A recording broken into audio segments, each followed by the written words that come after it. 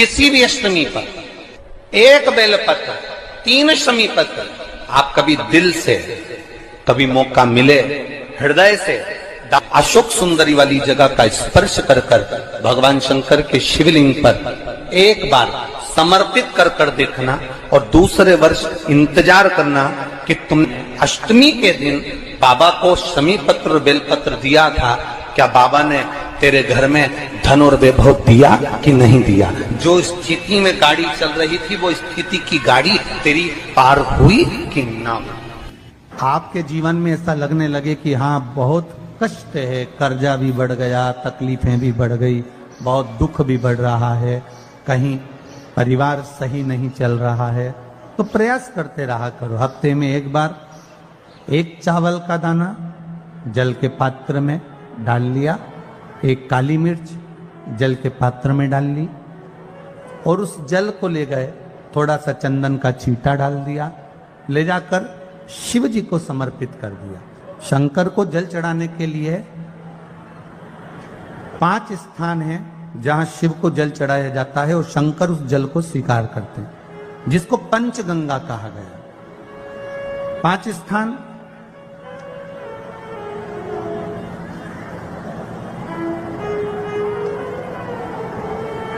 अच्छे से समझ लीजिएगा, जब भी शिव मंदिर में जाएं तो ये 5 स्थान शिव को जल चढ़ाने के लिए ये रखा है। शिवलिंग, गोल जलाधारी, ये चरण जहां से पानी नीचे की ओर जाता है। शंकर भगवान के 13 बच्चे हैं, 13 की 13 बच्चे, शिव जी का संपूर्ण परिवार, 33 कोटि देवता, 64 योगनियां, सब शिवलिंग के आसपास में।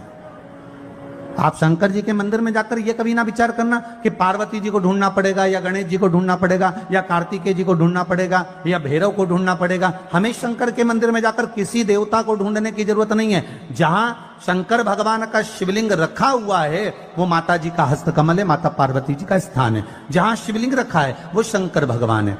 जहां जलाधारी है, उस जलाधारी के पास में जहां पानी बहता है, बीच में अशोक सुंदरी का स्थान है। जहां से पानी बह रहा है उसका राइट भाग, वहां गणेश जी का स्थान है, लेफ्ट भाग कार्तिकेय जी का स्थान है। शंकर भगवान के ऊपर जो जल गिर रहा है वो शंकर भगवान की 5 लड़कियां, जया, विषहरा, शामलीबारी, दौतली, देव, ये शंकर जी की 5 बेटियां ऊपर हैं। जहां से पानी बहकर उस निकासी से, जहां नाली बनी रहती है, पानी जहां से निकलकर बाहर मंदिर के जा रहा है वो 33 कोटि देवताओं का स्थान है। इसलिए सारे मंदिरों की परिक्रमा हो सकती है पर शंकर जी के मंदिर की परिक्रमा नहीं करते, क्योंकि वो जल जो जा रहा है वो 33 कोटि देवताओं का स्थान है, उसको हम लांग नहीं सकते। वो स्थान जल चढ़ाते समय आप इसका स्मरण रखें। पानी का जब पात्र लेकर जाते हैं मंदिर के अंदर, सबसे पहले शिव जी का जो जलाधारी है उसमें राइट भाग पर अपनी मनोकामना कर कर जल चढ़ाएं, फिर लेफ्ट भाग में चढ़ाएं रोग मुक्ति के लिए, अशोक सुंदरी की जगह पर चढ़ाएं, ये तीसरा स्थान। चौथा स्थान माता पार्वती जी का जो कटी भाग है जहां पर शिवलिंग रखा हुआ है उस भाग पर जल चढ़ाएं, चौथा भाग। 5वां भाग शंकर जी के ऊपर चढ़ाएं। ये 5 जगह पर जल क्रम वाइज चढ़ाएं। आप लोग जाते हो डायरेक्ट जाकर शंकर जी पे जल उंडेल करा जाते हो, सीधे गए और शिव जी पे जाकर आपने जल चढ़ा दिया। हमारे यहाँ शास्त्र कहता है जैसे अपन देवताओं की पूजन करते हैं तो पंडित जी सबसे पहले पूजन किसकी कराते हैं? जम के बोलो जरा, गणेश जी की। गणेश जी के बाद पूजन कराते कराते कराते कराते कराते कराते आगे के सारे देवता कराते कराते कराते कराते फिर जन पर पहुंचते हैं। आप डायरेक्ट मूल पूजन कराते कराते कराते कराते कराते कराते आगे के सारे देवता कराते कराते कराते कराते फिर मूल पूजन पर पहुंचते हैं। आप डायरेक्ट मूल पूजन पे पहुंच जाते हो। और सरल भाषा में समझ लो, जितनी सरल भाषा में समझोगे ना उतना अपने जीवन में उतर जाएगा। इस छत के ऊपर आपको चढ़ना है, निशानी रखी है,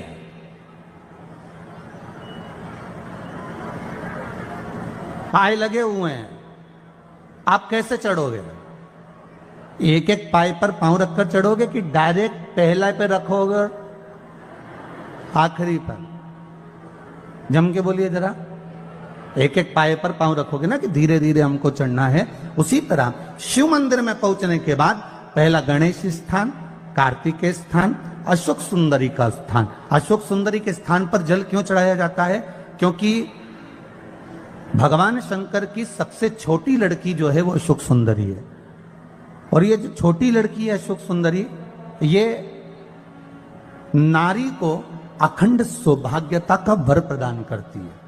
कौन सी नारी को? किस नारी को अखंड सौभाग्यता देती है?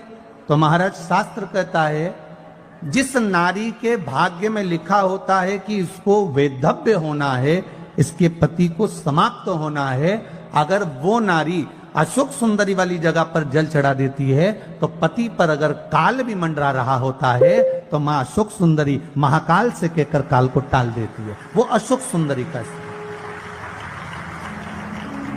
वो माता अशोक सुंदरी का स्थान।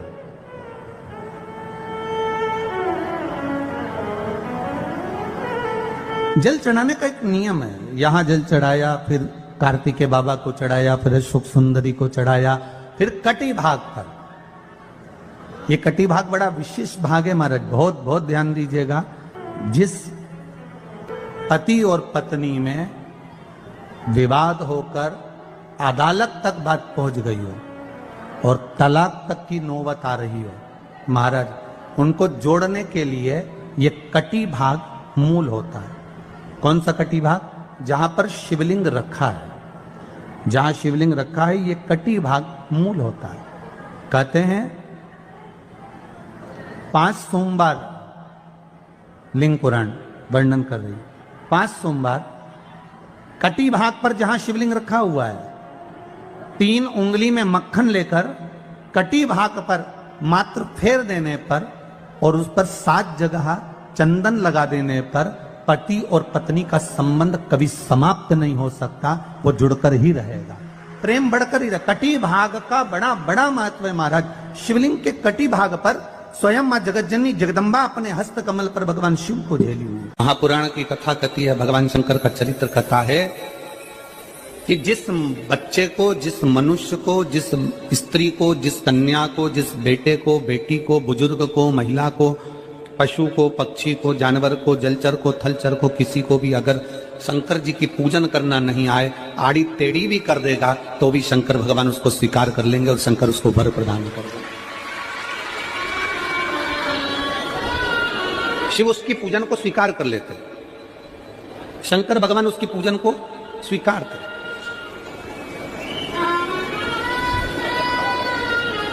कोई दुनिया में आकर तुमसे कह देना कि मैं इतना विद्वान हूं कि मैं भगवान की पूजन सबसे अच्छी करता हूं। अगर कोई तुमसे आकर कह दे कि मैं सबसे ज्यादा विद्वान हूं, शंकर जी का अभिषेक मैं बहुत अच्छे से करता हूं। कोई तुमसे आकर कह दे कि मेरी पूजन में कोई कमी नहीं रहती, मैं इतनी अच्छी पूजन करता हूं। कोई विद्वान से विद्वान व्यक्ति भी आकर तुमसे कह दे कि मैं शंकर जी का अभिषेक इतना विद्वत्ता में कराता हूं कि मैं शंकर जी की आराधना सबसे श्रेष्ठ कर सकता हूं, तो मान लेना कि शिव मिल नहीं सकते, शंकर नहीं मिल सकते। शिव जी की पूजन वही स्वीकार है जिस पूजन में थोड़ी सी कमी रह जाए। पूजा की थाली लगाकर पशुपति व्रत करने के लिए तुम मंदिर में गए, पूजा की थाली लगाकर तुम शंकर जी के मंदिर में पूजन करने के लिए गए, 16 सोमवार की पूजन कर रहे थे, संकट सोमवार की पूजन कर रहे थे, सोमवार का पूजन कर रहे थे, प्रदोष का पूजन कर रहे थे, सोमवार की अष्टमी का पूजन कर रहे थे, शिवरात्रि का पूजन कर रहे थे, सावन महीने का पूजन कर रहे थे।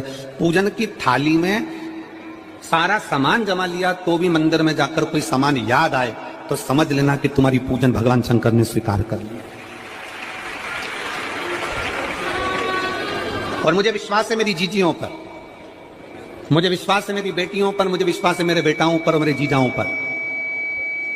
मेरी जीजियों ने, मेरे जीजाओं ने, मेरी बेटियों ने कभी तो मंदिर में पूजन करी होगी। बोलो करी कि नहीं करी किसी मंदिर में जाकर पूजन? जम के बोलो जरा, करिए ना। और आपकी पूजन की थाली में, आपके पूजन की थाली में कुछ ना कुछ कमी तो रही होगी ना।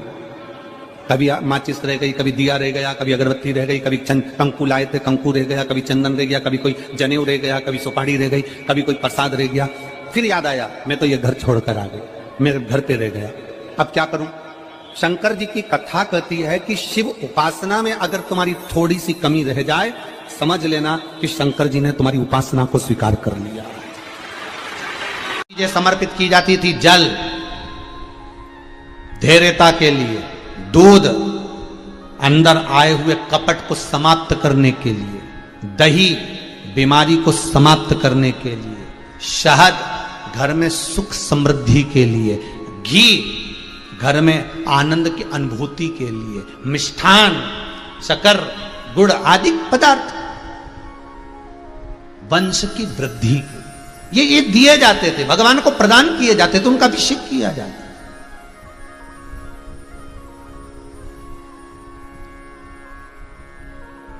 अब सबके हैं, होता है।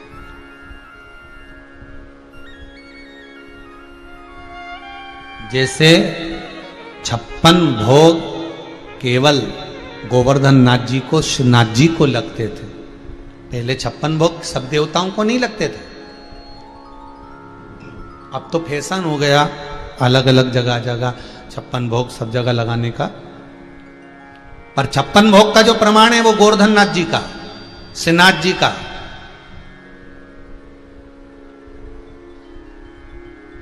बाकी के देवी देवताओं का आप भोग बनाओ, बहुत सारे बनाओ, पर 56 भोग का प्रमाण नहीं, क्योंकि 56 भोग तो केवल गोवर्धन नाथ जी को लगे थे। और कब लगे थे? जब भगवान कृष्ण ने गोवर्धन पर्वत उठा लिया था, और उठाने के बाद जब पर्वत नीचे रखा था तब उनको 56 भोग लगे थे। तो 56 ही क्यों लगे थे? तो उसके लिए भी वर्णन किया गया। 7 दिन तक भगवान कृष्ण ने पर्वत को उठाया था। एक दिन में श्री जी बाबा को, मेरे ठाकुर जी को 8 बार भोग लगता है। 7 दिन तक जब तक पर्वत उठाकर रखा भगवान ने कुछ नहीं खाया। जब पर्वत नीचे रखा, 7 दिन का भोजन जो एक दिन में 8 बार खाते थे वो पूरा की पूरा एक साथ खाया। तो सतु अठू 56, इसलिए 56 भोग लगे। पर आज के जमाने में सभी जगह 56 भोग लगने लगे सारे देवताओं को। तो यहां प्रमाणित तक ये वर्णन नहीं करते। यहाँ 56 भोग का जो प्रमाण कहा गया, 56 भोग की जो स्मरण कराया गया, वो केवल श्रीनाथ जी बाबा को, केवल गोवर्धननाथ बाबा।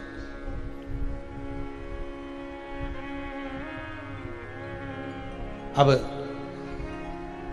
जगह जगह लगने लगे। अब आजकल तो एक जगह पर हमने पढ़ा था भेरू जी को 56 भोग लगेंगे, तो हमने कहा ठीक है।